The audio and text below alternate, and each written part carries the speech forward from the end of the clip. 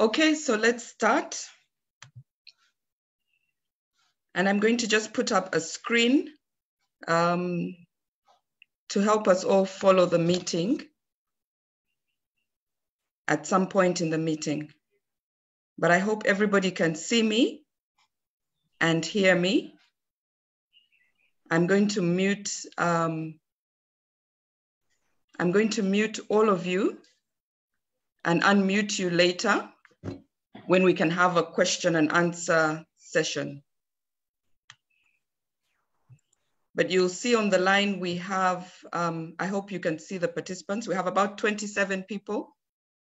We have about 90 people that registered. So maybe some people will join us later. And I can see your messages coming in. Thank you very much. Telling us where you're joining from, who you are.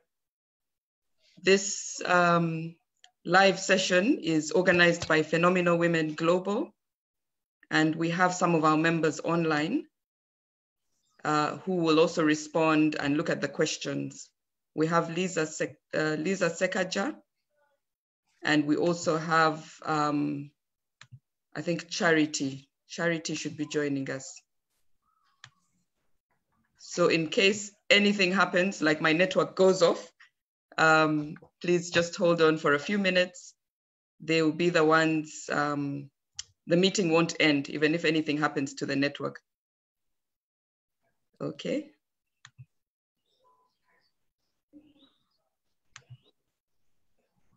So I'll be sharing a screen in just 1 minute.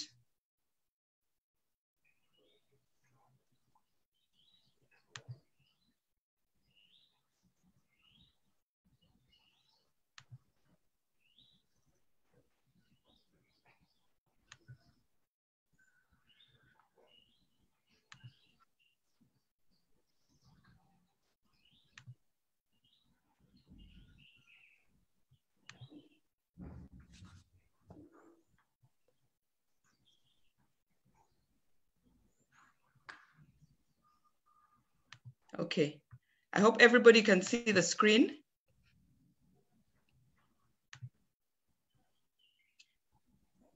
All right. So good morning, and thank you for joining us this early morning. For some of you who are all over the world, it's quite early. It's 10 o'clock here in Uganda, where we are projecting from, or where I am. And this morning, we just wanted to have a conversation about finances, about managing your finances, and about repositioning yourself during this COVID period. So I'm a founding member. My name is Diana Bagarukayo. I'm an economist by profession and a founding member of an organization called Phenomenal Women Global. I'm the focal point here in Uganda, and I will speak a little bit more about Phenomenal Women as we go along. Just a few housekeeping rules. I will try as much as possible to ensure that you're muted from here, but also please mute yourself, at least for the first 20 minutes as I present. And then we can have a discussion later on. There'll be a Q&A session.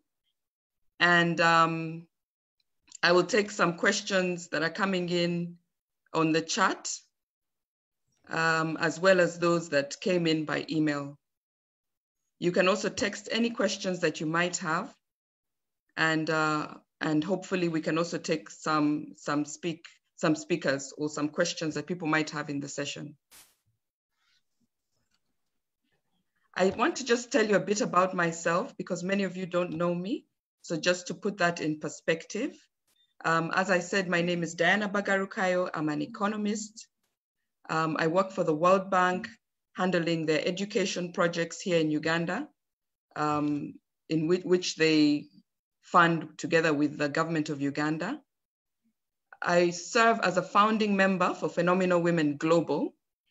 This is a non-for-profit organization that was founded to support and build women, to build their confidence, to build their skills, to build their capacity. And we do a number of things, 4 main things. One, we have annual conferences every year that bring mainly women together. We bring very good speakers to encourage them, to empower them, to give them new knowledge. We do that every year in each of the countries where we have presence. Currently, we have presence in Switzerland, in Uganda, in the USA, in Boston, in the UK, London, and in Zimbabwe. So each year, each of those countries hosts a conference that brings together these women. In addition to that, we have quarterly events such as this that we're doing online now, just to speak about different topics that affect people and things which we think that our members and women should know at this time. We also have a scholarship scheme, which is for mainly refugees and disadvantaged women in Uganda, and hopefully we'll open that up to other countries to support young girls, because many times you have very talented, skilled young girls, but they don't have financing to take them through education that they require. So we put together resources as Phenomenal Women and identify and support a few women. We also have a mentoring program to bring up future leaders by them working with already someone who is confident and has knowledge in a certain area. So we're mentoring a number of women. So that's what Phenomenal Women does. And this is one of the talks that is being organized. There will be a number of talks during the course of the week, and I will share those with you at the end of the session. A bit more about myself. So I volunteer or I work and support Phenomenal Women, and I'm basically passionate about finance, about skills, about tourism, because I think Africa is a beautiful place, but we're underutilizing all the resources around us, you know, the mountains, the rivers, the lake. So that's one of my passions, to really promote Africa as far as tourism is concerned. I'm also an author of a book called Dream It Possible, which is a life planning guide. And I'll share that with you later. I'm a wife, a mother, and a change maker. So just to give you a bit of background as in why we chose this topic, we've globally around, every country has been affected now by the COVID pandemic.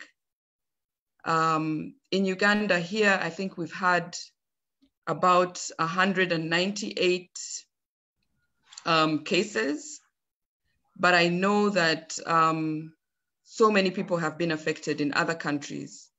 There've been many more cases. There've been many more cases around the globe. And so people have been affected in different ways. Some people have actually lost their jobs. We know many organizations or many of our friends and colleagues have lost their jobs.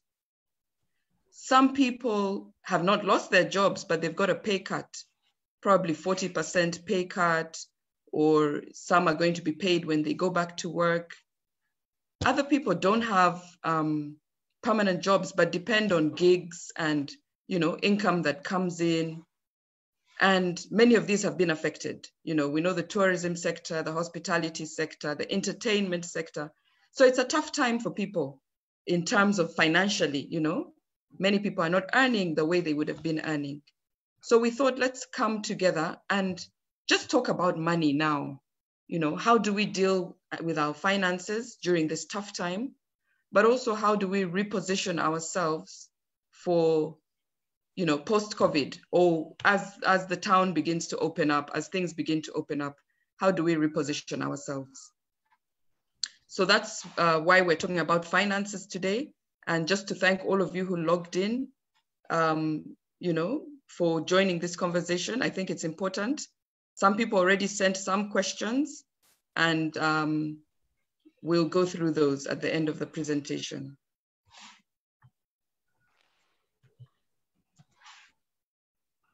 So how has COVID affected you? And I like this saying, I just put it up here. It says, we're all in the same storm, but we're not in the same boat. So yes, we're all being affected by COVID globally, global pandemic, but we're not all in the same boat. Where some people have lost their jobs and lost income, a number of people have actually gained income. And it's been exciting to hear different stories from people who have never earned as much as they've earned during this time because their businesses have picked up. Their businesses have gone online, they're delivering goods, they have more attention drawn to them, depending on what it is that you're providing as a business person. But at the same time, we know that even with a shutdown, even with a slowdown, there are certain things which still have to continue. So you still need to eat food, yeah? You know, you won't stop having your meals because of the shutdown. You won't stop paying fees. Many of us have got school fees to pay and bills have been coming in, rent is coming in. So we still have responsibility, even if there's a global pandemic and everybody knows the situation is tight. So as much as we're all in the storm, we're not all in the same boat. We have different responsibilities, and these responsibilities affect us differently, depending on whether you had a pot of savings away and now you're just pulling into that, or you had no savings.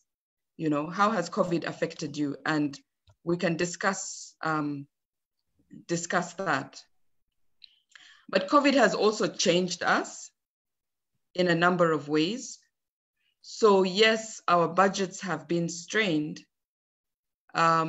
Yes, we've had to cut down on so many costs. You know, here at home, I keep telling my children, when they come on holiday for 3 weeks, you can afford to treat them and they can eat well and they can waste a few items.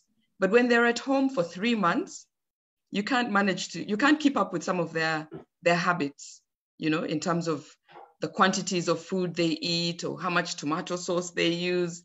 So I've been telling them we have to cut down on some of these things. And those are small examples, but they're bigger things you've had to cut down on, you know, during this time, just to ensure that you're able to meet some of your responsibilities. I talked about this earlier on. Some people have learned to work online, you know, Zoom. Many of us heard about Zoom during this COVID time. Church is online, shopping is online, deliveries can be made to your home. So the environment is changing, and we need to also change accordingly and adjust with that. Many of us are doing our chores ourselves now, because people who would earlier maybe come to your home and clean your compound and do your garden, they're also not moving as much. And I know this is different in different countries. In Uganda here, we have a full lockdown and we have a curfew. So everyone is supposed to be home by 7. Public transport is not working. So a lot has changed for us here. But I think one thing that COVID has taught many of us is to appreciate our time, to value our time, and to value our relationships. So we're spending more time with family, we're spending more time at home, and that has also been good. But financially, what lessons have you learned? And just going through this, I think, first of all, as a homemaker or somebody who runs a home, all of us here are homemakers, whether it's you have a large family or your parents or, you know, or people who you look after who may not be staying with you. We've learned different lessons financially. We've learned that you can tighten your budget. We've learned that you can do without certain things if you're financially strained. We've learned that you need to prioritize your time. But I think I've also learned that we're so gifted. And I've been telling people that COVID is like entertainment 101. We're seeing people cook, we're seeing people dance, we're seeing people share all kinds of talents that they had. So we've learned that we're talented and we're gifted. Many of us run side businesses or have side incomes. We've also learned that we probably need to change our business or change the way we do things, because the people who are making money now in this COVID time are those who have kind of smartened up, particularly in Uganda, where there's a full shutdown. The companies that are running smoothly have adjusted to COVID. They've taken their businesses online. They're doing deliveries. Even some of the top 5-star hotels are doing online delivery. Yesterday we had Eid celebrations for the Muslims, and 5-star restaurants were delivering to some of their clients, which has never happened. Supermarkets that had never done deliveries are doing deliveries. We even have barbers who can come to your home when you call them.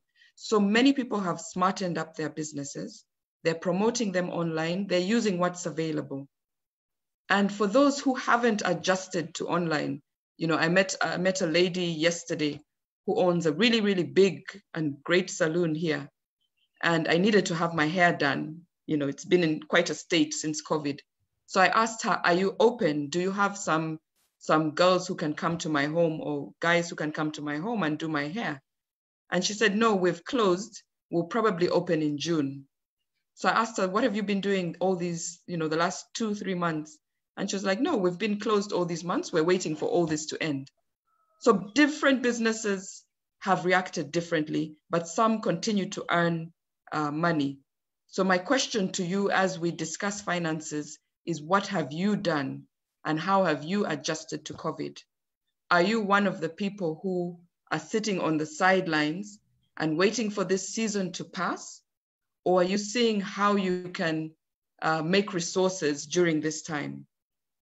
We have a very big musician here who did an online concert that I think has attracted about 6,000 views. And people kept saying, we want to pay you.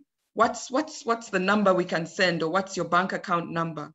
You know, so even as a musician, there's still opportunities to see, how do I adjust my business to make money? And I think we need to think about that and see and learn from what others are doing. Now, I want us to talk about how we can manage our businesses or our finances better during this COVID time. And it's not even COVID or post-COVID, but there are some basic principles. There are some basic things which we need to do. And I'm going to just stop the share for a minute because I want to see some of the faces and as I speak. But I will still do the presentation. Okay. So how can we manage our finances better during this time? And there are basic principles which I want to share with you.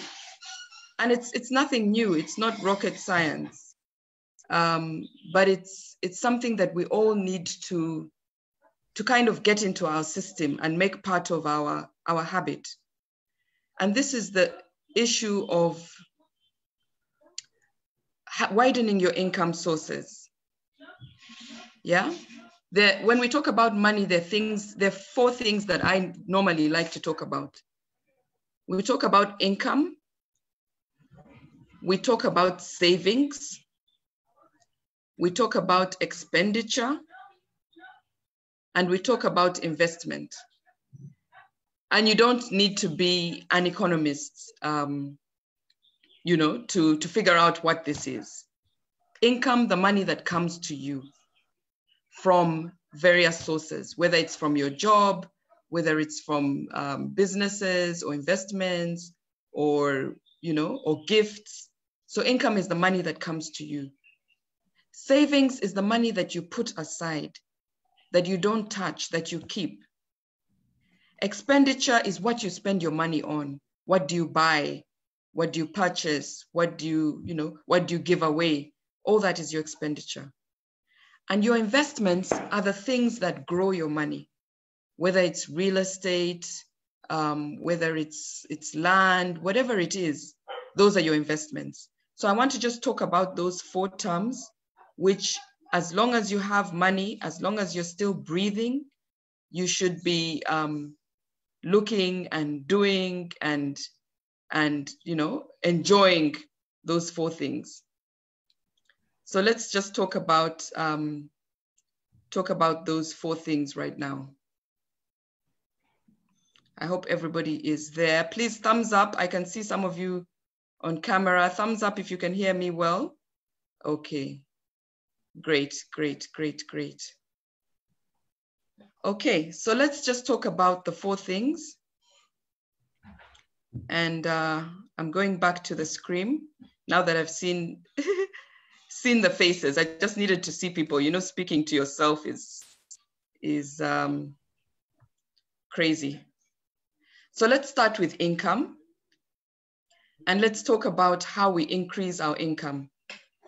And I received a number of questions earlier saying, you know, what opportunities are there for us to increase our income?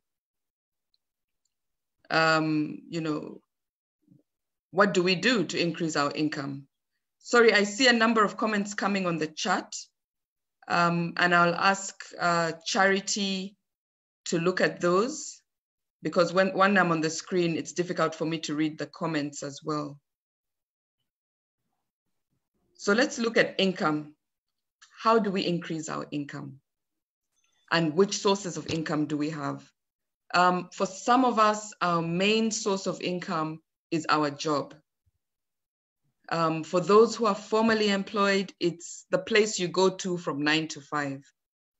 That is your main source of income.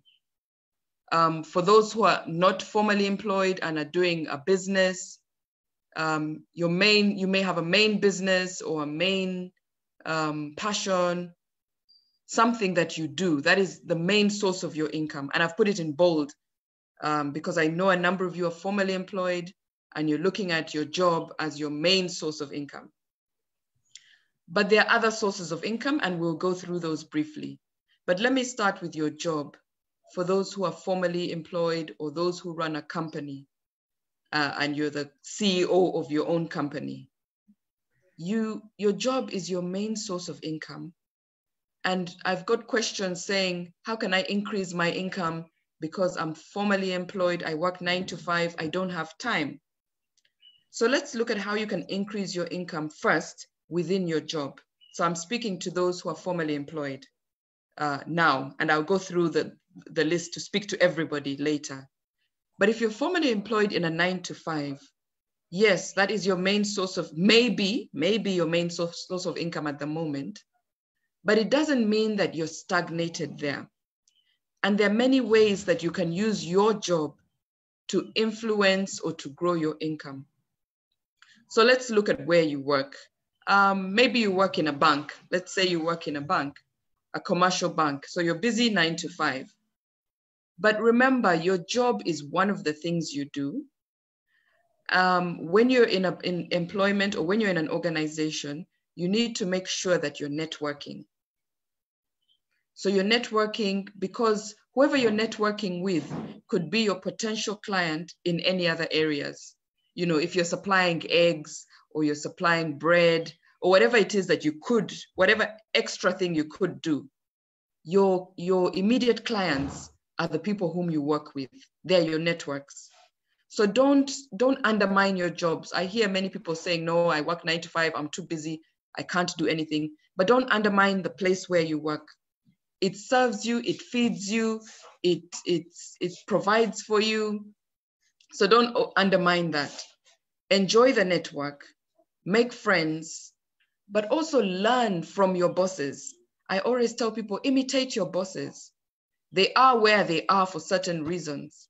Many times it's not because they're the brightest people. They may not be brighter than you, but it's because they have other skills. They probably have good people skills. They probably have good time management. They've probably studied a few other short courses.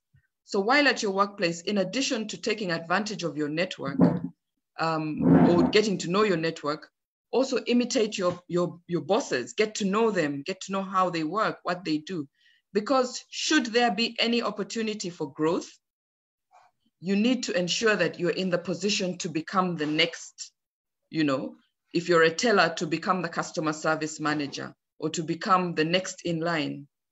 No one will see you if you sit quietly and do an excellent job, but you're not networking, you're not talking to people, you're not adding on to your education.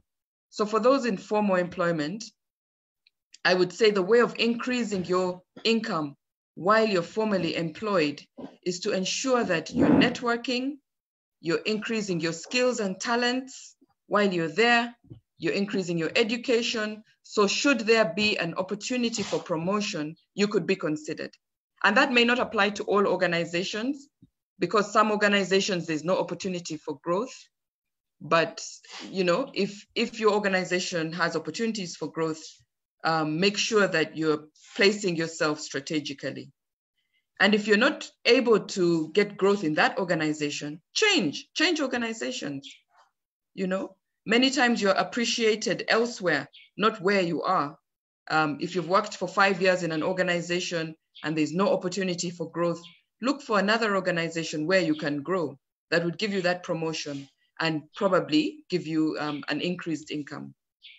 So that's increasing your income at your job. And there's a lot that I can say about that, but I will stop there. Now, there are other ways of increasing your income through a list of opportunities around us, and I've listed them here. And, I'll send the presentation so you can go back. I think this is the most important slide as far as your income is concerned.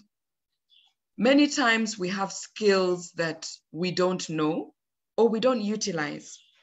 You're so talented, you're so gifted, you're so skilled in so many areas, but you think that the only way you can earn an income is if you find a job. And you've been looking for a job for the last 2, 3, 4 years. Let me inform you, a job is not the only way you can increase your income. In fact, more people increase their income from their skills and from their passions and from their giftings. So if you're on this forum and you're not utilizing your gifts, your skills, your passions to make money, then please, after this, go back and reflect and say, what are my skills? What skills do I have? And skills are from things that you have done consistently, and now you have gained some experience in them, from job or work that you've done consistently, or from your education background. So you do have skills. Many times we're not confident about ourselves. We look and we think the only people who can earn money are those who have been lucky to get this big job in a corporate organization. But no, that's not how it works. You are so skilled. So go back and look at your skills. If you don't know what your skills are, then ask people, tell them, what do you think I'm skilled at? What do you think I'm skilled at? Then also your passions and your talents. Now let's not mix skills with passions, talents, gifting. Skills, as I said, is your education background, is things which you've done consistently over time that you now may have mastered. Those are your skills to look at. But let's also look at your passions, your talents, your gifts. Some people love to bake cakes, Some people love to cook. If you give them ingredients, they can turn it into anything. And yet they think that this is just a side thing. It's something they do at home. But this can also bring you money. If you're good at baking, make cakes and sell them, Sell them to your neighbors, sell them to your, your relatives before you widen out. If you're scared of saying, oh, no, I can't go into the cake business. No, you don't need to go into the cake business immediately. What we're saying is start. Use that passion that you have to turn it into an income. Talents, you can sing. And I see Richard Serwaji online. You're a musician. How is your music or your acting earning you money? If you're utilizing that, great. If you can utilize it even to 150% capacity, are you teaching people, So you might have a talent that you're utilizing, but you can teach. You can teach people. You can start a school. So if you're a musician, just to use that as an example, yes, you might be singing songs and that's earning you money, but are you teaching other people to sing? If you have that, skill as well, that can earn you money. Can you start a school around that? You know, can you go online? Can you do, there's so much that you can do. Can you collaborate? So let's go back and look at our gifts and our talents. And I'll be interested in knowing what gifts and what talents do people around the table have that you feel that you can use. Some people are good orators. You can speak, and you don't need startup capital to increase your income. You know, if you're a good orator, you can speak at functions, you can MC, you can speak online. People are always looking for people who can help them to speak. So go back, look at your talents, look at your passions, look at your giftings, and ensure that you're utilizing this, because we're looking at increasing income, you know, and the question is, how do I increase my income? I'm currently earning $1,000 or $300. How do I widen that? Because you know that we have bills to pay, we have lifestyles we want to lead, we have places we want to travel to, we want people we want to help, but we're stuck in a cycle of, this is my income, I've been earning this for the last 10 years, but how do you grow? So I've gone through skills, passions, your giftings, and you know, I believe everybody is gifted. I don't believe that you're born into this world and you have zero gifting and there's nothing you can do. But you need to look at it, you need to appreciate it, you need to be confident in your own skin, you know. Next, let's look at problem areas. Problem areas. As long as there's a problem that exists, there's an opportunity to make money. And that sometimes sounds sad, but as long as there is a problem, there's an opportunity to make money. I have friends who are making money now during the COVID times because there's a problem. There's a problem, but there are opportunities. And I mentioned some of those opportunities before. You know, if you look at my hair, I have a hairband. It's not that I want a hairband on, but I need to go to the salon. So I need someone who can say, I can come to your home with my hair dryer and my washer and do your hair. Because now salons are closed in Uganda. So the problem is COVID, but there are opportunities around that, you know? And I started the discussion with a few friends of mine, and they told me, how can you think about making money during this sad time? It is a sad time, but yes, life goes on. So there are lots of opportunities still. There are opportunities for people who want to do online events, but don't know how to use online platforms. There are opportunities, you know, just look at your neighborhood. If people are throwing old things outside their gates, I traveled to Europe and I realized when people, their tables and chairs are old and they don't know where to dump them, they just put them outside their gate, you know, and they think, okay, someone will come and take it away. But that's an opportunity. Maybe you can collect all the old things that people throw outside and, you know, refurnish them or export them to countries that take secondhand goods. So there are opportunities. As long as a problem exists, look for what opportunity is there to make money. You know, people throw rubbish outside their gates. Start a company that collects the rubbish if you can, depending on the laws in the country you're in. So let's look for, let's see where there's a problem, what are the opportunities? Tourism now in Uganda has shut down and probably globally has closed down. What is the opportunity to make money still, even when tourism has closed down? People need food in their homes. Some of us don't like going to the market because it's so, you know, when it has rained, it's so muddy, it's just chaotic. What are the opportunities for you to go to the market, wash up those fruits and deliver them to people that don't want to go, you know, to those kind of places? So I think those opportunities exist. Personally, I've done lots of things like that. Many of my friends don't want to shop in markets, so I can shop in markets and package the things and sell to them.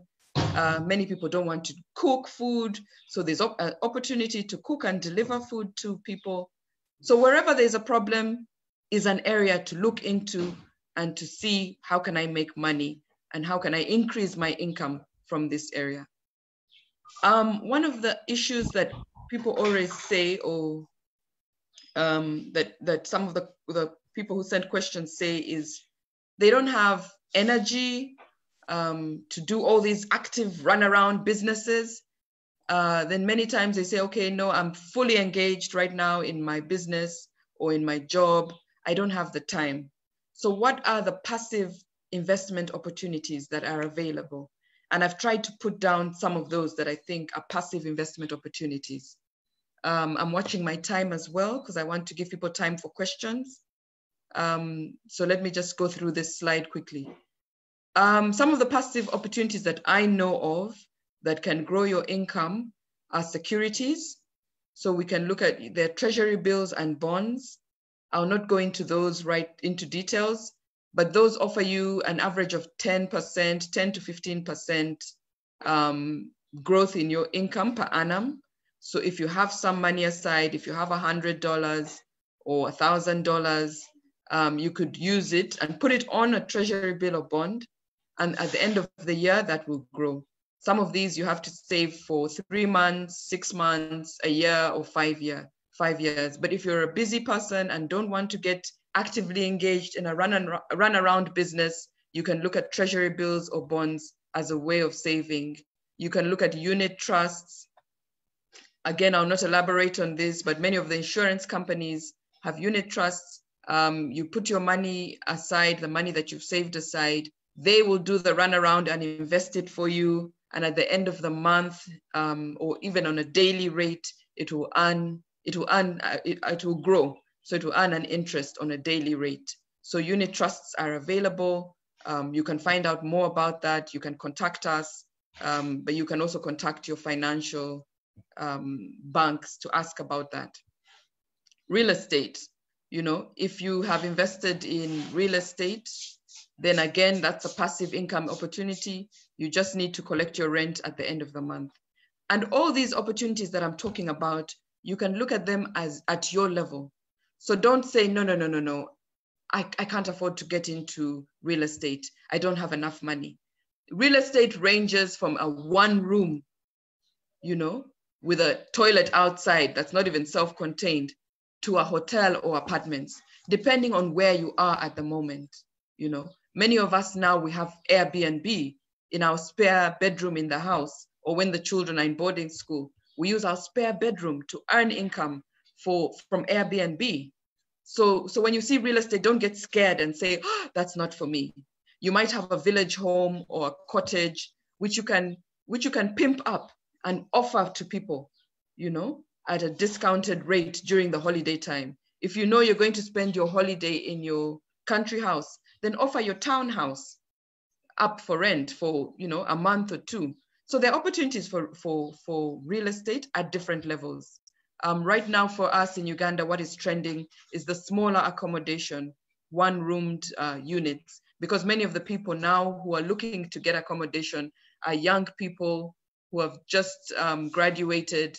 They want to move out of their parents' homes, but they can't afford to stay in a 3-bedroom. They don't want to share with friends. So for us, that's what's trending. If you do 1 or 2-bedroomed units, they can earn you some money. So you need to look around, and real estate may not be something you're interested in if you're scared of constructing, but you don't have to construct. I have a friend who rents out apartments, but she doesn't own them. She simply rents them out I want to give examples in dollars because I know we have people globally. She rents them, pays the landlord about $300. She pimps them up, she's decorated them, she's done them really up nicely, and then she rents them out for $500. So she's earning a difference of $200 per month. And I know she has 2 apartments currently, she's growing, but all she has done is pimped it up. She's painted it, she's furnished it, she's put beautiful cushions around, and she earns a difference, but she doesn't own the apartment.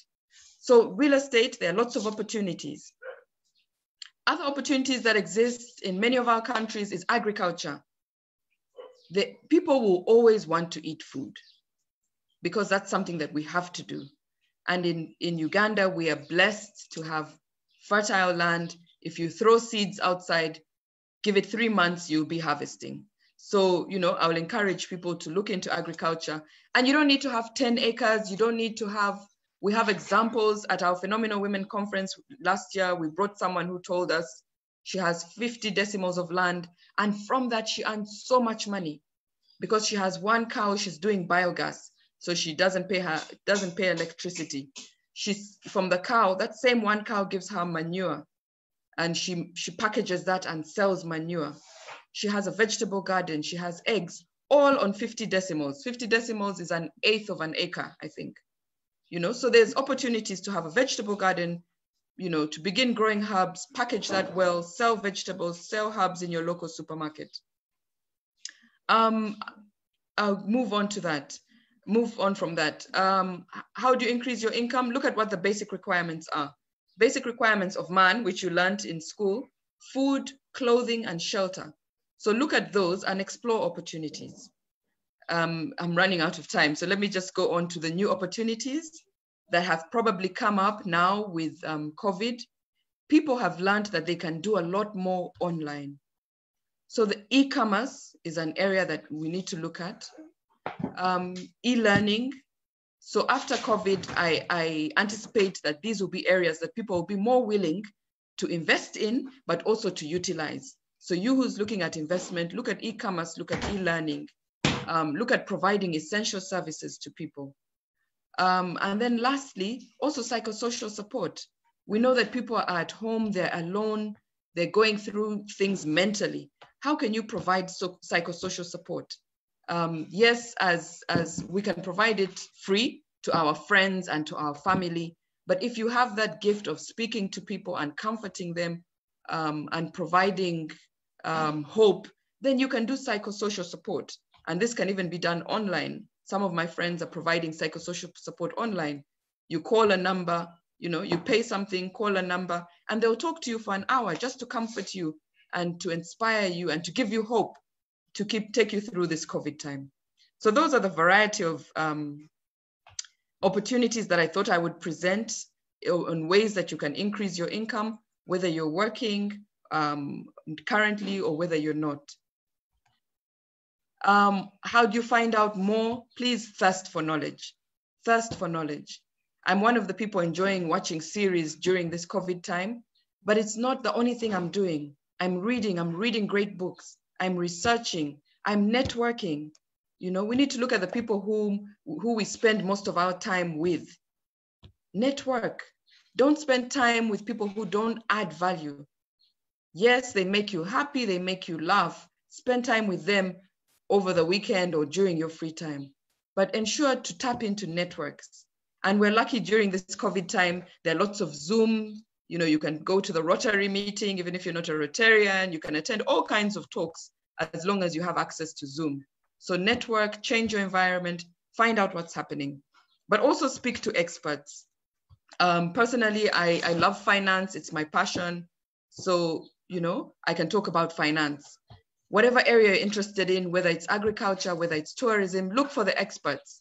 They're not hiding, they're advertising themselves. They're all out there. So look and speak to the experts to increase your knowledge. Don't be stuck where you are. So that was income. I want to quickly go through savings, because I told you when we're looking at money, you need to look at how do I increase my income? How do I increase my savings? How do I cut down my expenditure, and how do I invest? So I spent a lot of time on income. I'm going to just go into savings and expenditure. Let's talk about savings. We need to save. And this is, everybody says this, oh, you should be saving, you need to save, you need to save. But we need to save, because what saving does a lot of things. Savings, first of all, gives us the money, which we're then going to later invest in a business we may want to start. So if you want to start rearing chickens, if you want to start a hair salon or something, you need some income. And that income will come from the money that you've saved. Many times people say, I can't save because, I have so many commitments, I have so much I want to do, and I can't save. But no matter how much money comes into your account, you can save a portion of it because it adds up. If you earn $100 and you save $10 a month, eventually at the end of the year, it would have added up to something which you can either invest or which you can use to buy something. So let's get into the culture of saving. If you're not saving currently, please start saving. Personally, I have a standing order that I put on my account. As soon as I get my salary, it goes somewhere else. So a portion of it goes away to an account which I don't even remember the account number. I don't have an ATM card, because I'm saving, and I want at the end of a certain period to get that money and reinvest it in something. So savings helps you to have money to reinvest, but savings also helps you during these uncertain times, like now during COVID, you know, where I said we all feel the storm, but we're not in the same boat. Some people have their savings. So when you tell them that you're cutting back on their salary, they're like, oh, now is the time that I need to, you know, touch on my savings. So let's try and put money aside, make it a habit, no matter how little. Never undermine the $1 a day kind of thing. Don't undermine anything. Just if someone gives you money, put some aside. Put some aside. 10% minimum, at least, you should put aside. Now let's look at our expenditure. Some of us live extravagant lives that we don't need to live. And you know that if your expenditure is high now, then later on in the future, you may suffer consequences of not having saved. So I think it's a fine line between wanting to have a comfortable and good life, but also ensuring that you're still cutting back on your expenditure so that you can save for investment, or so you can save for retirement, or you can save for, you know, for something that you want to do. So we need to look at our expenditure and try and cut down, try and prioritize, divide things into what you need and what you want. So you need food, but which type of food do you need? Do you need to eat chicken every day? Do you need to eat meat every day, if that is an expensive item? Do you need to use Heinz tomato sauce if you can use top-up tomato sauce, or if you can make your own tomato sauce with fresh tomatoes? Go back to your budget. Hopefully you all have budgets. If you don't, we can talk about that. But go back to your budget and see, where can I cut down my expenditure? Which things can I do without? What is essential and what is desired? Differentiate those. You know, you can go on holiday once a year, but you don't need to go on holiday every time people keep saying, you know, there's a great place to visit. Are you free to go this weekend? You can say, no, I go twice a year, and plan those out. So go back and prioritize your expenditure, reduce your expenditure to fit into your income. Yeah, there are two things you do. Either you increase, if you want to live a certain lifestyle, either you increase your income or you cut down on your expenditure. You can go cheaper, and there's nothing embarrassing about that. You know, when you see many of us, you don't know where we shop from. My earrings are homemade by my children. So I'm not buying jewelry, but I'm using them to make earrings, which they sell to me. The money goes back to them, increases their skill. So find local ways of doing things that reduce your expenditure. I like the way Asian families manage their money, because many times the money goes back within the family. You know, they supply each other things. So they're actually helping each other grow, and the money is still within the same network. So similarly, go back and look at your budget and the things you spend money from. What things can you do locally? What things can you do for yourself? Where can you cut your expenditure? Because this money we will need when we begin to talk about where do we invest, or how do we save for a rainy day. So these are key items that you should have on your budget. And this is my proposal, but you can do your budget or plan your income however you want. For me, these are the ones that are key, the key things that I have when I begin to look at my budget and how do I plan my money. The first thing for me is tithe, and this is a personal choice. Tithe is the money that I give to the person who feeds me spiritually, or in terms of my personal growth. So for me personally, as a Christian, my tithe goes to my church, and it will help my church and my church leaders, with their expenditure, with their mission and with their goal.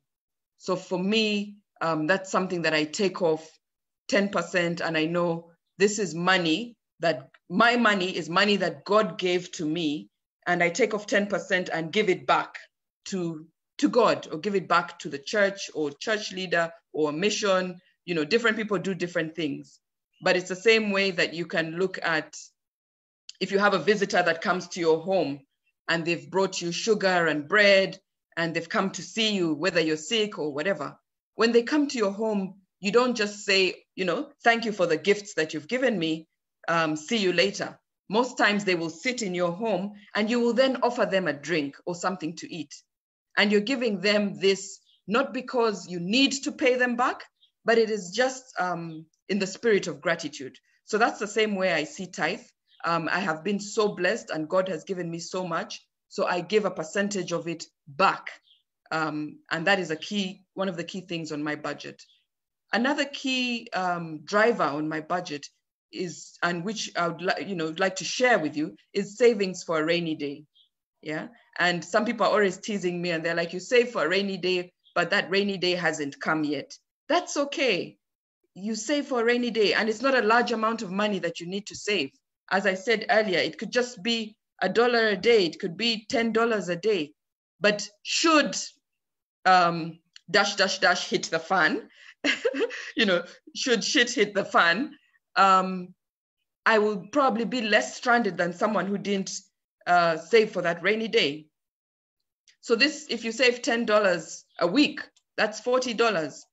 And this rainy day funding, you don't touch, you don't talk about it, you don't think about it. It is not there.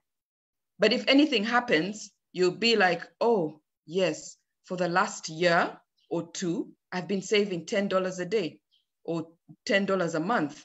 So let's say $10 a month is what? Is $120 a year. If for 3 years you've been saving that, that's $300. If something happened to you, if you were involved in an accident, if something happened to anyone you love or whatever, you would then say, okay, I have $300 here. Let's use this. So that's a saving for a rainy day, a small amount of money, just put aside. Because we don't want to put a large amount of money because we need money for investment. So the next savings that you should have, or when you're doing your budget, save for investment. So as I said, when you have money, put aside some. Some goes back as your tithe, some goes back on a rainy day, and it can be a separate account. Some goes back to investment, depending on what investment choice you've made. And I've said investment, we're not talking about building a hotel. We said it can be as small as an Airbnb room. I have an Airbnb room, and I can tell you the tenants who came to visit me have been stuck there because of COVID. So for the last 3 months, I have been earning from my Airbnb because they couldn't go anywhere because of the lockdown. And I can't chase them away because I understand there's a lockdown. So your investments can be as small as whatever income you have. If your gifting is doing people's hair, your investment doesn't have to be a hair salon now. You might not be able to start the hair salon now, but your investment can be, I'm saving money to buy a blow dryer, a hair curler, and some makeup, so that I can go and do people's hair. As your income from that business grows, then you can start the salon. So start small, have a big vision, but start small with what you have, and that's what I keep telling people. Everyone who keeps saying they don't have money to invest, start small. I started a children's entertainment business, and we were doing parties for people. We would go and face paint and take bouncing castles. But nobody knew that for the first 2 years, I never owned the bouncing castles. The only thing that I owned was the face paint, which you can buy in a store. So I would buy the face paint, then I would hire bouncing castles from someone else, and then just charge a markup. But after 2 years, I was able to buy a fleet of bouncing castles. So please, when you look at investments and saving for investment, we're saying save some money and start investing in whichever area you choose, but start small with a big vision to grow. But also look at networking, look at working with people, look at partnerships. So there are lots of opportunities there. Then on your budget, look at your fixed expenses. As I said, Charity, I trust you're reading the chat messages so that you'll flag to me if anything, if I've missed anything, and I'll go back to those once I've finished. When you're looking at your budget, look at your expenses. As I said, there are things which are essential, which you need, which you can't do without.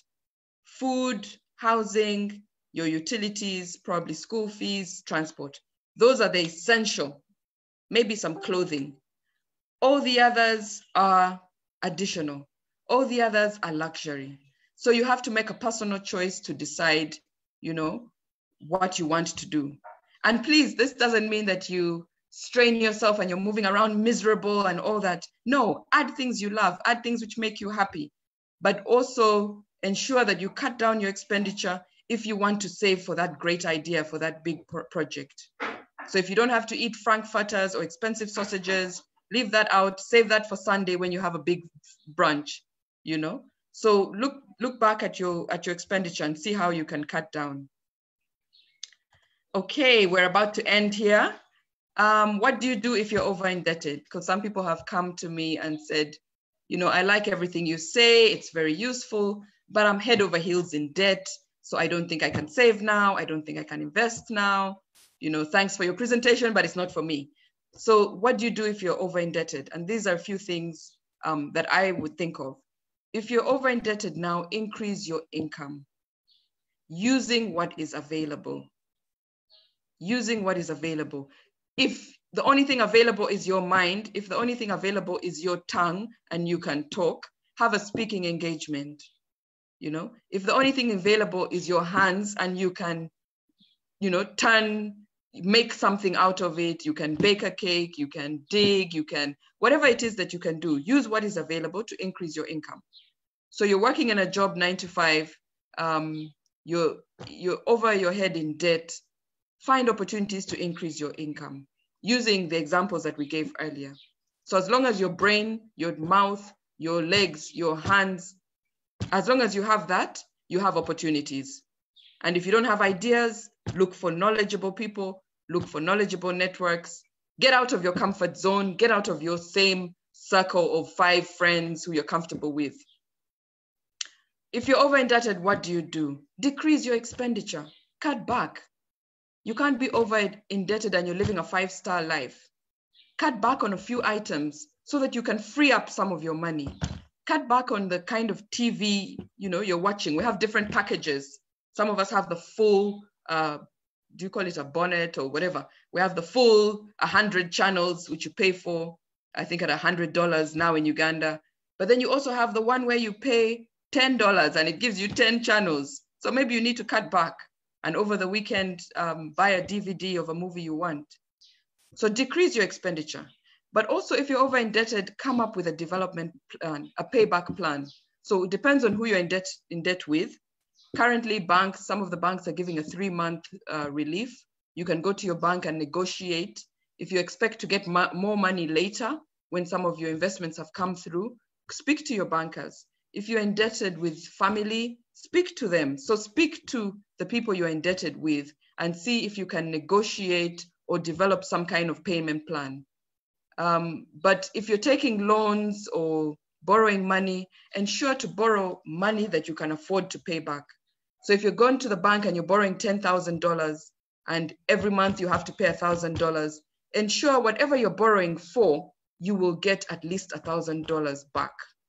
So I discourage people from borrowing just to build a house or borrowing to buy a car. If you're borrowing money, well, maybe for the developed world, the credit facilities are different, but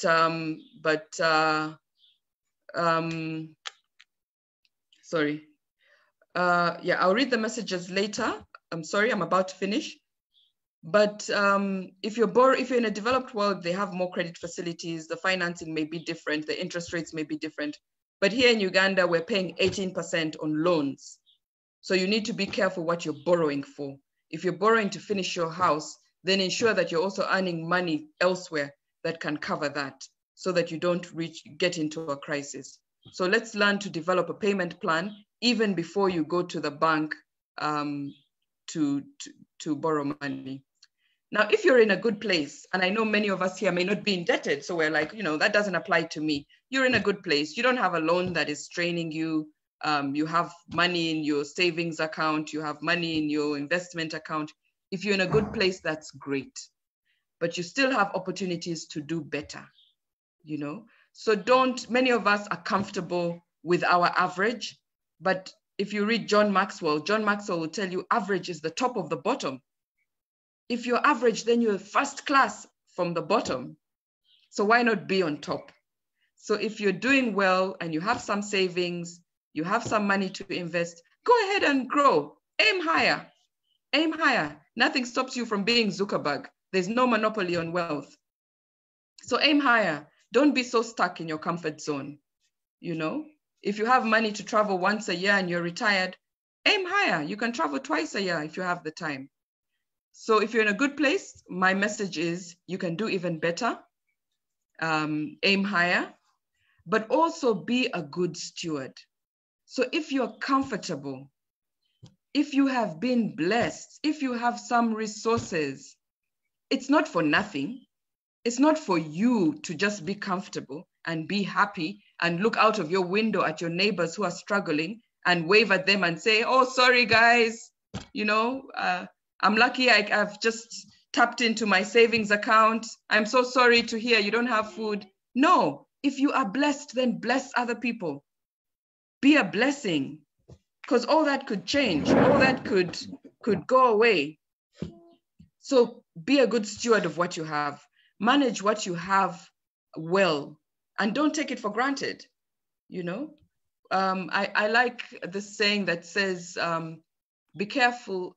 I didn't get the quote correct, but it's like, be careful what you do as you go up the top, because you might have to come down. So as you go up the top, be nice to the people who you meet as you go up the top, because you might have to come down. So if at this moment you are blessed and you have resources, thank God, be grateful, but bless other people and be a blessing. Share some of your skills. If you have made money in one way or another, and you're doing okay, and people around you are not doing okay, use this opportunity now during the shutdown or whatever to share your skills. You're good at finances, I'm talking. You're good at singing, teach someone else. You're good at branding, help people brand their products. Share your skills, because as long as we're doing well and people around us are not doing well, there'll always be insecurity. You'll always need to build your fence higher. You'll always need to watch your back, make sure you're not stabbed. There's so much that you can do to increase or improve your environment. The only time we'll stop putting walls around us is when everyone is doing well. So if you are blessed, help other people.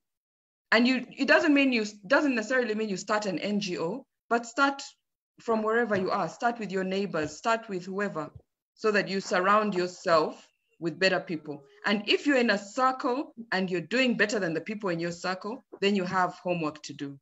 So if you're in a good place, this message is for you. You have a greater purpose, and please look into that. Okay, so I'm ending here, and I want to give you some homework. This is school, so please, this is the homework I'm giving you. Dream again. Dream again, whichever boat you're in. I said we're in the storm, we're in different boats. Dream again. So even if, today is an opportunity to start again. It's an opportunity to start again. I always remember, and people like to quote the man from KFC who was 75 years old, and he started KFC. Look where it is now. Most of us have to pass there every week and buy a packet of chips or whatever. So it's never too late to dream again. The only time to stop dreaming is when you're not alive. If you're not breathing, you're not dreaming. But as long as you are breathing, dream again. And, take whatever lessons you've picked up, take whatever it is, start again. There's no harm. You don't lose anything by trying to do something differently. Life is a learning process. We always continue to learn every day. Be clear on where you are and where you want to be. Sometimes we need to be honest with ourselves, and we're like, this is where I am, but this is where I want to be. So draw that plan between where you are and where you want to be, and see what baby steps you can begin to take to improve your life in different aspects, both during this COVID time, when the shutdown has ended. Take advantage and see how can you improve yourself.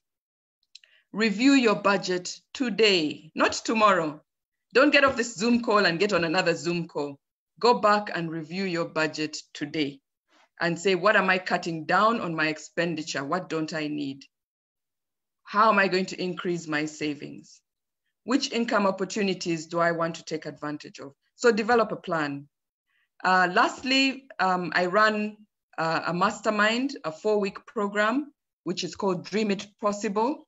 I don't know if you can see me or my book, but I'll share it. So I wrote a book called Dream It Possible, and it's really about setting your eyes on a vision and working towards attaining that vision. So you can sign up for your mastermind, and I'll share the links on Facebook hereafter. And I think if you signed in, we have your emails as well. That's the book I wrote, Dream It Possible. We didn't launch because of the COVID lockdown, but we'll be launching the book after COVID. And it'll be available for those who want to read the book, but who also want to do the 4-week mastermind, where we take you through your own dreams and trying to ensure that your dreams are possible. Okay, thank you very much. We're going to go into a session of Q&A. These are the contacts for Phenomenal Women, and we will email you the contacts. As I said, this is the first of a series of talks. We will be having talks from May up to July in all of our different countries. So Uganda started first. I think up next in June should be, well, I have the calendar somewhere, let me share it. Okay, so Uganda started first, and on my discussion on finances. On Thursday, we'll have a couple of people talking about marketing yourself online and how you can use online platforms to market yourself. Again, we'll have, I think we have Charity and Diane from Uganda. We'll have Christine from Namibia and Patricia from Boston talking about marketing yourself online. That's on Thursday. We'll have a discussion on financial assistance. I think this is being done by the London Phenomenal Women London team to talk about the different financial assistance opportunities. Again, digitally representing yourself in July. And lastly, we'll talk about mental health. So we have a series of events coming up. Please continue to follow us on Facebook. We're open to both men and women to attend those sessions. And those are all free sessions aimed at giving back, aimed at supporting people to go through this time. So thank you very much. I'm going to stop the screen and just try and look at some of the questions that we have for those of you who have been sending questions online. Okay. I want to ask Charity. Charity, are you there? If you're there, you can just take us through some of the questions so that we can respond. Okay. All right, great. You can take us through. Great. Thank you very much. I hope it has been useful. Please send a thumbs up if it has been useful. And let's take some of the questions that you may have. Thank you. Okay. All right, Charity, okay. Take us through some of the questions. All right. All right, Jemima and Liza would like to know the lady that did the 50 decimals, her farm, her project on the 50 decimals of land, and her contact, please. Okay, we'll share the contact. She spoke at our conference last year. Her name is Diana. I think, well, I'll send the exact name, but I know her name is Diana, and there are two of them. They're both called Diana, I think, or Dr. Naluima, I think. Kwagala Farms is one of them. She's based in Kulambiro, and she has open days, so you can go and learn. She has open days. She invites you into her house.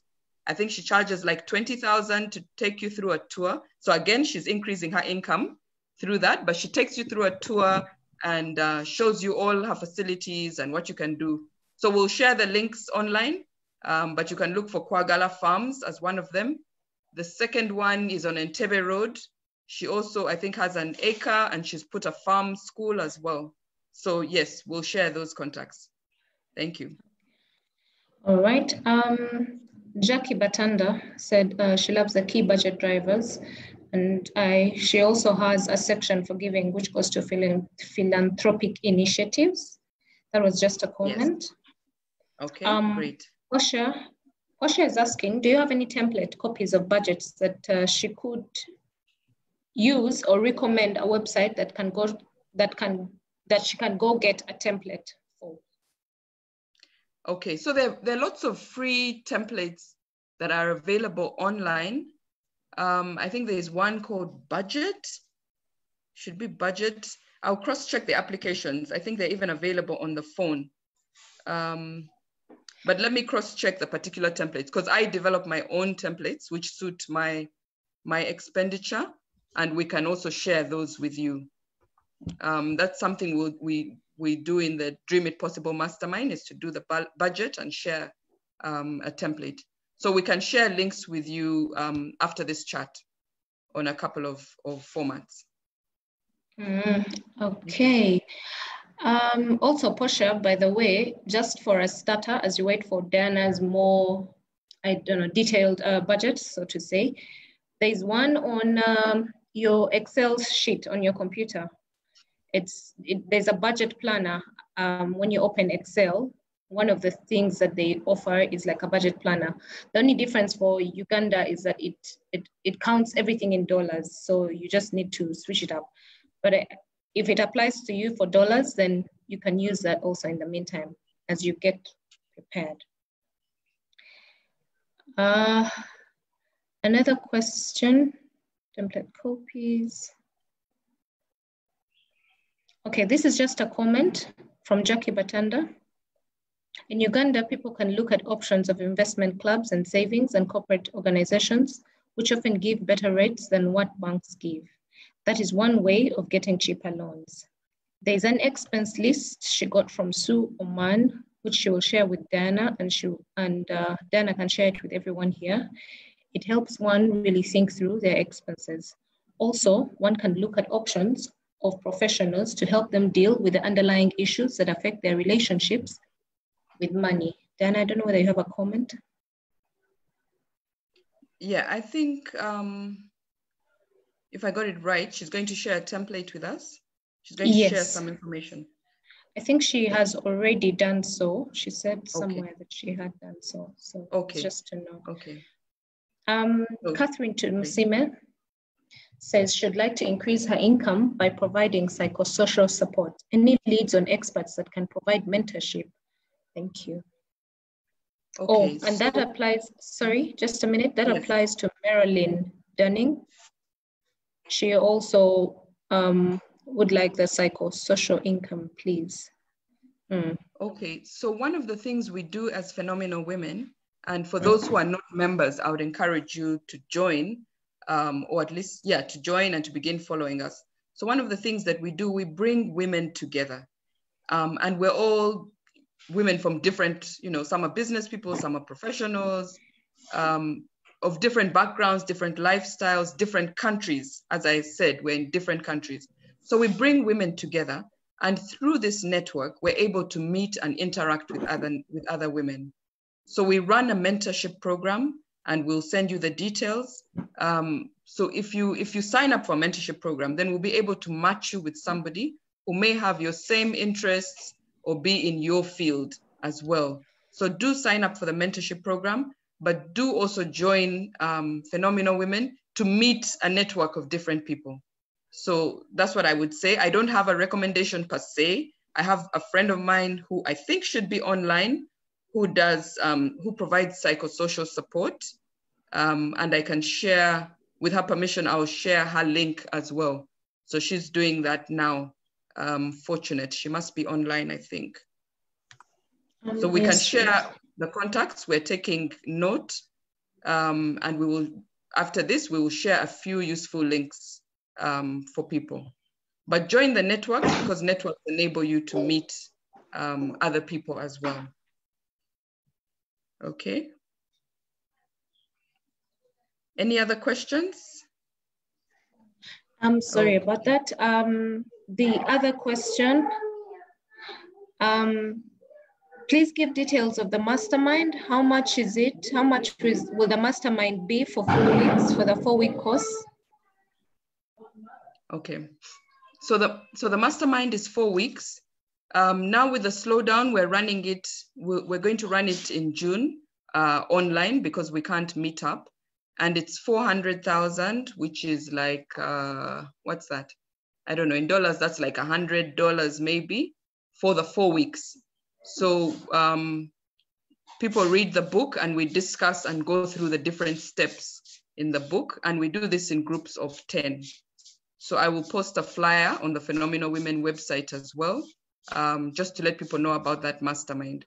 So for the 4 weeks, we work together, myself with a few other finance people, and we take you through some of these steps we've been talking about: budgeting, planning, dreaming, and all that.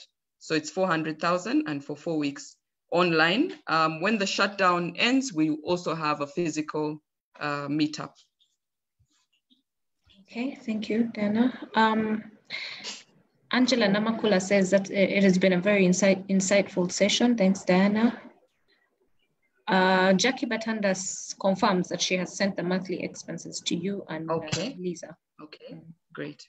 So Celia Sawagude, Dana, she likes the all-rounded perspective of your presentation, being good custodians of received financial blessings and sharing with others.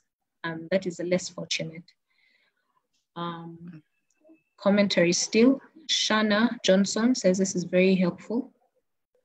Very useful from Angela Sendaula. There are quite a number of thumbs up. Thank you from Barbados. That's Shana Johnson. And thank you so much, Diana, from Francesca. Okay. So do we have any questions? I'm looking through. Thursday meeting be at the same time as today's. Okay. Marilyn is asking whether the Thursday meeting will be at the same time as today's. No, the Thursday meeting, and we'll put the flyer out. The Thursday meeting is at 7 p.m. 7 p.m. Uganda time. That is GMT +3. So depending on where you're contacting from. So it will be in the evening Uganda time. At 7 p.m. GMT +3. Okay. And the other sessions will also be later because we have people, the other monthly sessions, we have people from the UK and Boston who will be presenting. So those will be at different times, but the flyers will be on the Phenomenal Women Facebook pages.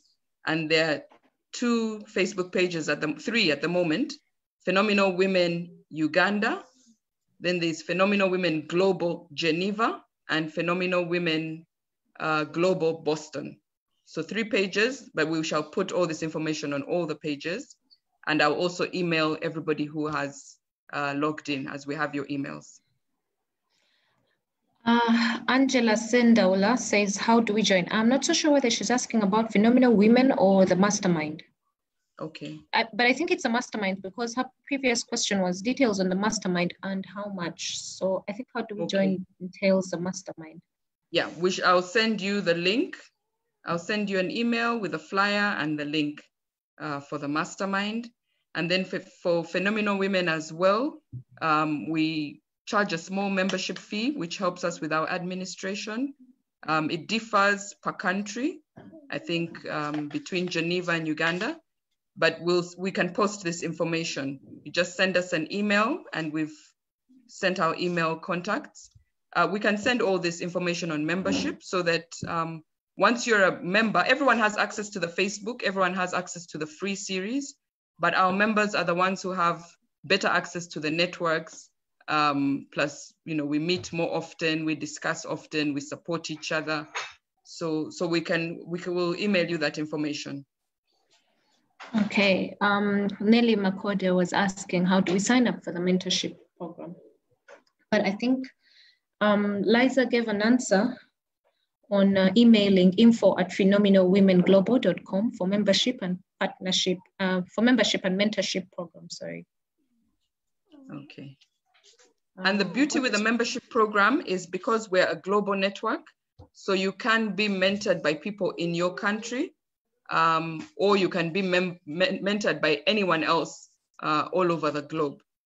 So that's the beauty with one of the programs, because we have, you know, a network of almost 1,000 women and men. We have men who support women. Yes, that's true. Okay, Shanna Johnson is asking, is Phenomenal Women also on Instagram? We have an Instagram account. It's not very active. Yes. Yeah, but I think we shall have that activated. We mainly use Facebook, but we shall have it activated. Viola Mujukizi is asking is wondering if you'll be able to share presentation slides on our emails. Yes, I will. Okay. I will.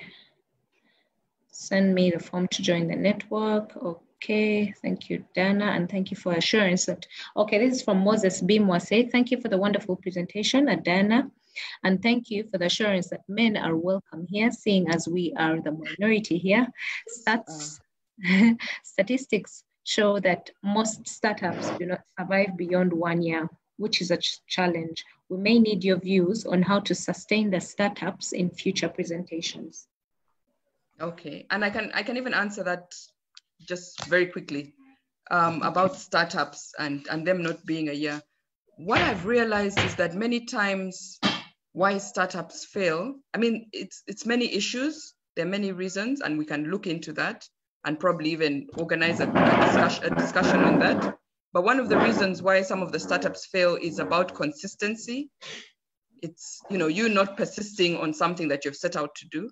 It's also about you not understanding your market in the first place. You know, maybe you didn't do enough market research or understand your client. So there are many reasons, but it's a good question. And I've noted that down for something that we can flesh out and discuss. How do we, you know, once we've started a business, how do we maintain it and sustain momentum? Okay. But one thing that we should know is, even when you fail, you learn from failure. So failure itself is a lesson. It's not, you know, many people whom we see, we only see their final successful business, but you don't know that below that, they had about 20 failed businesses. So we need to also appreciate that and not get stuck on something. If something is not working, what lessons have you learned and how do you move forward? All right, thank you, Dana. I think that was the last question, but Portia says that the question on startups will also be covered on the UK webinar. Okay, great. I think that's just about it. The rest were appreciative messages. Okay, so maybe I can then just ask, I don't know, Jean, I see your hand up. I don't know if it's up by error or if you want to ask anything.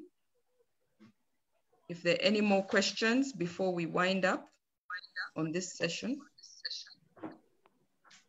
I have unmuted Jean. I don't know whether she can. Oh, sorry, that was an error. I didn't mean to put my hand up. Okay, all right. So if we have no other questions, if we have no other questions here, oh, sorry. Yes. I think there's one from Evelyn Kalenzi. How do we teach our children the same principles? Okay, you teach your children the same principles by applying them yourself, because children, first of all, will copy you. They learn from you. So if you're not applying them, then you can't expect your children to apply them. So first of all, pick up things and begin to do them. But secondly, engage your children as well. So whatever business you're doing or whatever it is that you're doing, engage your children and let them copy you. You know, I said earlier that my children make my jewelry, which I used to make for myself, but I've taught them to do it and they make it. And during the holidays, they're always trying to sell their jewelry. By the end of the year, each of them at least has $100, which they buy, you know, they utilize for their Christmas shopping. So you need to kind of mentor them, be a mentor for your children There are also some books you can read that take children through some of these, and I will share some links to, I buy some books. There's some books even just about like Zuckerberg, but a children's version about his life to inspire them, because they need to be inspired and they need to see from you, but they can also learn from other people. And there are lots of examples that we have of people who started simple business. I like Zuckerberg because, I like, actually my favorite is Alibaba. I like Jack Ma because Jack Ma was in China and he started Alibaba, and people told him no one will buy things online. Why would they buy things online if they can go to a shop? So he started Alibaba, and now he's one of the most successful and most rich Chinese. So you need to get those kind of books to inspire your children, and there are different versions of those stories that you can get. But I've noted it, and we'll try and see if we can share some resources for you. But the first example is you, to start something and to engage them so that they know that they need to work and work hard. Okay, I think that's just about it. I have nothing more coming in from the chat room. Okay, so if that's it, I think let's end here, but I want to invite Lisa. I don't know, Lisa, if you're in position to say something. I'm here. Lisa, just to wind this up. Okay, great. Can you see me? Can you hear me? Yes, we can hear you. Okay, I would just like to thank everyone who participated. Your questions were very enriching. Diana, you made a very strong presentation. I think we have a lot to take back home and think about in terms of prioritizing our resources, savings, where to invest, using our skills and the things that God gave us, the capacities that He gave us to make money or to help others. I was particularly touched by the psychosocial support thing. Somebody was saying, how do I make money from that? And I think it's very important because that is something that is needed right now. A lot of people have been stressed in the pandemic. A lot of people have gone through, different situations where they need support. And so that is an area, if you have that skill already, to take advantage of. And as Diana said, at Phenomenal Women, we have a whole network of different women, but we also do coaching and mentoring.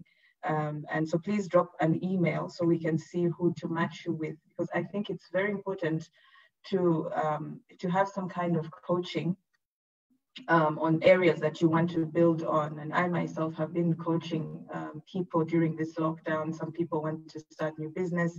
Some people want to write a book, just to help them define, like Diana said, where you are now and where you want to go. Because even setting up online coaching, for example, needs you to define your goals and define your target group and things like that. But it's great that you're already looking and seeing what skill you have in order to make money from it and sustain yourself during this lockdown. And using the available resources like the internet now, all that is possible. So I would advise you all to drop us an email. I have put it in the group, but I think Diana and Charity will send anyway to everyone who's registered on this platform. We'll send you a membership form, we'll share the presentation, and we'll share some other useful tools like the template for the budget, and also some resources for children, because I think it's very important, like Diana said, to inspire our children so that they can also be self-sufficient early and not just rely on us all the time. We live in an age where we have millennial children. They have more resources than we had online to build themselves. So we need to steer them in the right direction and stimulate their minds, because they can actually also become self-reliant quite early on in comparison with what we had. So once again, thank you very much, and keep in touch with us. Follow us on Facebook. Yes, we have an Instagram page. It's there, but it's not so active. But we shall share that also in the email, so that for those who are more Instagram prone, you can look at it, but also help us to post things on if you're interested in that. Thank you very much. Diana, over to you. Okay, thank you very much. I think we've finished the session for today. I hope the information was useful. Please utilize it. The important thing about information is that you need to use it. If you don't use it, then you wouldn't have learned anything. So please use it. We're interested really in developing people and ensuring that you are okay financially and that your neighbors are okay. So please feel free to contact us by email, to talk to us and tell us how it's going. What did you pick out? What was useful? What did you think was missing? So thank you. That's all I can say. Please connect for our next talk on Thursday. It will also be very useful about using online platforms, and we'll have about 3 speakers to give you an experience from different people. So thank you very much and goodbye. Have a nice day. Thank you, Diana. Okay, welcome. Thanks, Diana. Thank you. Thank you, Diana. Thank you. Thank you. Thank you, Diana. Thank you, Diana. Thank you, Lisa. Thank you. Diana. Thank you, phenomenal women. Yes, Thank we are you. coming on. Diana. Yeah. Thank you, everyone. Thank you, Lisa.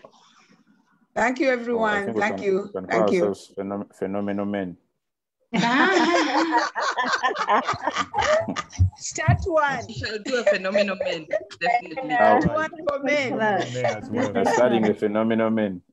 Okay. Thank you. Thank you. Okay. Okay. Thank you. Diana, I need a recording.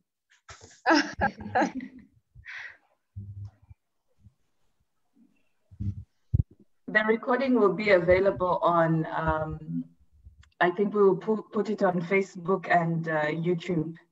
So we'll share with you the links if you've registered so you can watch it again. Okay. Watch it again. Thank you. Okay, thank you.